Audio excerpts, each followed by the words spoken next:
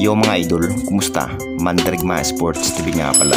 Ating pag-usapan, Gilas Pilipinas handa na sa Asian Games at Justin Brownlee mapapalaban na nga ito ng gusto. Pero bago na nga yan, kung bago ka pa lang sa ating channel, huwag mong kalimutan mag-like sa ating video at mag-subscribe at i-click ang notification bell para lagi kang updated sa ating latest upload natin.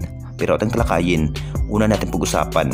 So bukas na nga ang magaganap na mapapalaban ng ating national team na Gilas Pilipinas mga idol sa Asian Games. Siguradong mahihirapan nga ang Gilas Pilipinas dito kontra sa napakalakas na kupunan na Bahrain. Dahil alam naman nating lahat mga idol, sabi pa nga ni Coach Tim Kun na isa nga ang Bahrain mga idol sa malalakasan na lineup ngayong Asian Games.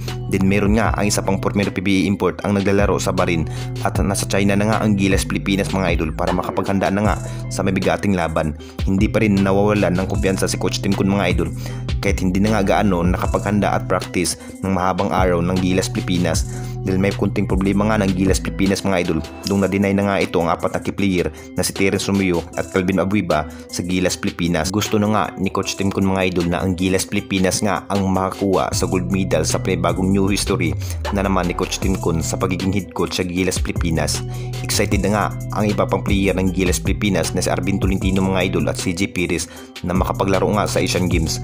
Matinding paghigpit pa rin ang ginawang plano ni Coach Tim Kun sa player ng ating national team na Gilas Pilipinas. At isa na nga yan si Scotty Thompson at Arvin Tolentino. Ito na nga ang magandang combine ng dalawang star player dahil isa nga si Scotty Thompson mga idol sa ginawang point guard sa Gilas Pilipinas at si Arvin Tolentino naman ang gunner ng Gilas Pilipinas para matatambakan nga ang Bahrain sa unang laban. Ito na nga ang gusto ni Coach Tim Kun mga idol.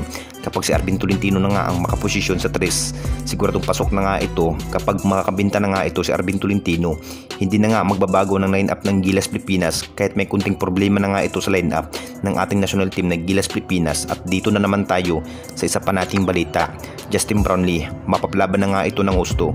Ito nga si Justin Brownlee mga idol. Alam naman nating lahat mga idol, ito pa rin ang the best import ng ating national team na Gilas Pilipinas sa tune-up game nga laban sa AJ Seekers. Nakagawa nga si Justin Brownlee mga idol ng maraming punto sa laban. Ang plano nga ng Gilas Pilipinas na mabibigyan na nga ito ng mahabang playing time si Justin Brownlee. Talagang si Justin Brownlee nga ang maaasahan sa opensa. Siguro 5 minutes na nga ang playing time ni Justin Brownlee sa Gilas Pilipinas dahil sanay na nga ito sa mainit na laban. Bukas na nga ang mapapalaban ng ating national team na Gilas Pilipinas sa mabigating kupunan na Bahrain.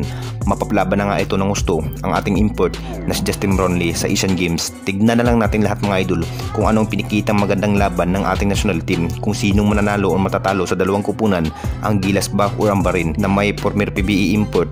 At matatangkad rin ang Bahrain mga idol at ready na nga ito mapapalaban ng Gilas Pilipinas